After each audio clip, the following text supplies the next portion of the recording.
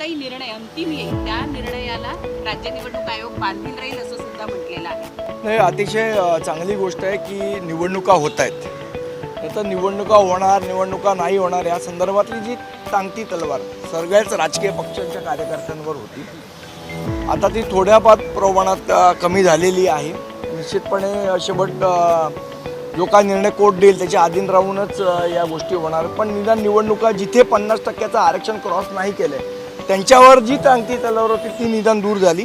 त्याबद्दल निश्चितपणे एक राजकीय कार्यकर्ता म्हणून आणि एक लोकशाही समर्थक म्हणून मला आनंद वाटतो की निवडणुका होणार आहेत। सगळ्यात महत्त्वाचं म्हणजे की वारंवार असं सुद्धा म्हटलं जात होतं की आरक्षणाचा खेळखुंडोबा करून जाणीवपूर्वक सगळ्या निवडणुका पुढे ढकलल्या जात आहेत, त्यामुळे एक भीतीचं वातावरण होतं सगळ्यांमध्ये। मी तेच तुम्हाला सांगितलं की ज्या पद्धतीने म्हणजे हे सगळं चाललेलं, राजकीय कार्यकर्ते तर ऑलरेडी कामाला लागलेले, परत मग त्या निवडणुका स्थगिती होणार थांबणार आणि मग या सगळ्या गोष्टी होणार आणि त्या राजकीय कार्यकर्त्याचं मनोधैर्य पण शेवट खच्चीकरण होत असतं। त्यामुळे मला असं वाटतं हा निर्णय आला आहे, निश्चितपणे आनंद आहे त्याचा। संदीपजी, त्याचबरोबर आज तुम्ही आता इथे वायबी चव्हाण सेंटरला आलेला आहात, विकास समिती आज इथं जनसुनावणी घेतली आहे, लोकांची मतं जाणून घेतली आहे, तुम्ही तुमचं मत नोंदवलं का किंवा जे त्या ठिकाणी चालू आहे ती प्रक्रिया सगळी तुम्ही बघितली?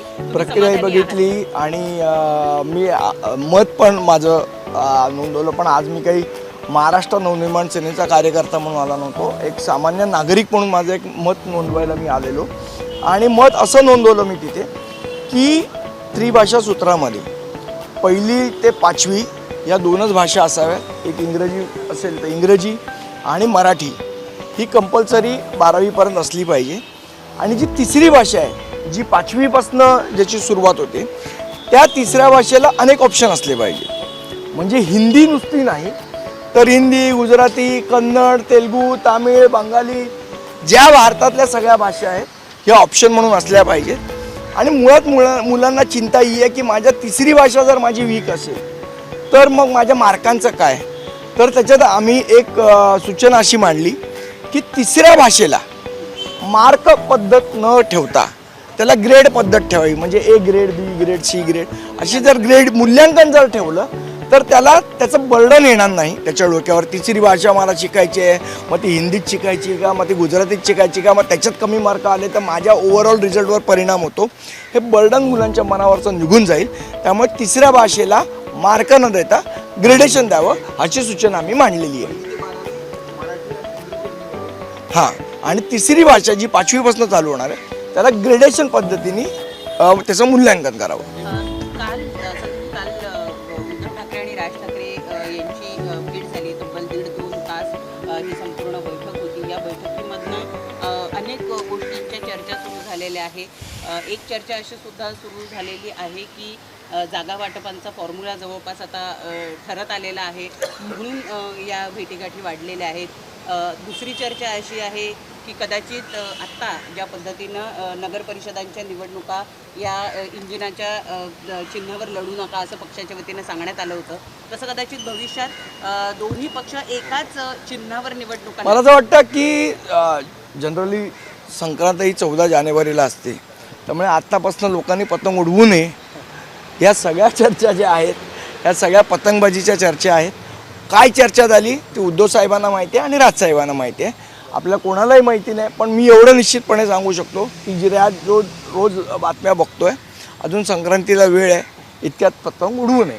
परंतु जागा वाटपाच्या संदर्भात तुमच्या 2 पक्षांमध्ये काही प्राथमिक स्वरूपाच्या चर्चा झाल्या आहेत की नाहीये, की अजूनही? मला असं वाटतं या गोष्टीचं उत्तर आत्ता या वेळेला कॅमेरासमोर देणं योग्य ठरणार नाही। योग्य वेळ आली की आम्ही तुम्हाला सगळी माहिती निश्चितपणे देऊ।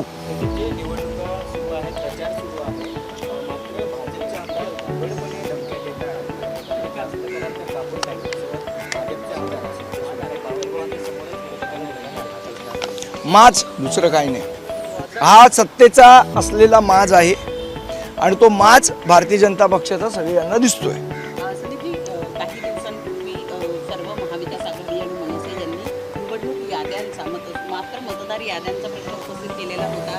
त्यानंतर मतदार याद्यांमधले जादाचे मतदार जे आहे दुबार मतदार आहे आम्ही डिलीट केलं असं निवडणूक आयोगानं सांगितलं होतं। नवीन यादी प्रसिद्ध केली, 2 स्टार मारलेले सगळे दुबार मतदार आलेले आहेत। परंतु त्यात स्टार नाही आहेत, त्यांच्या नावाच्या समोर स्टार आहे, ज्यांच्या नावाच्या समोर स्टार आहे त्यांनी काय करायचं पुढे हे माहिती नाही आहे. सगळी जी प्रक्रिया आहे ती राजकीय पक्ष आणि सर्वसामान्यांवर ढकलून निवडणूक आयोग गप्प बसलाय असं वाटायला लागलं. नाही, निवडणूक आयोगाचा आत्तापर्यंतच्या इतिहासातला सर्वात बोगस आणि ढिसाळ कारभार हा आपल्यासमोर आलेला आहे.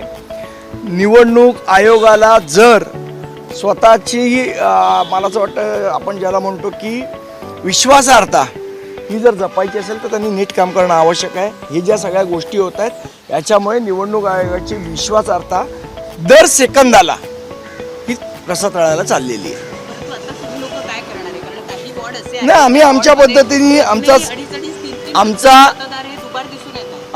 आमच्या पद्धतीने संघर्ष चालू आहे आणि त्यासाठी आपल्याला माहीत असेल तर याच्या 2-3 दिवसा अगोदर सन्माननीय आमचे नेते बाळा नांदगावकर, शिवसेनेचे आदित्य ठाकरे वगैरे ही सगळी मंडळी गेली होती.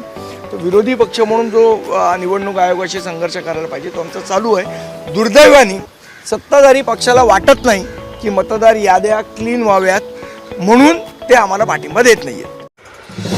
नवीन घडामोडी पाहण्यासाठी आजच आम्ही मुंबईकर 24 तासला लाईक करा, सबस्क्राईब करा आणि अपडेट रहा.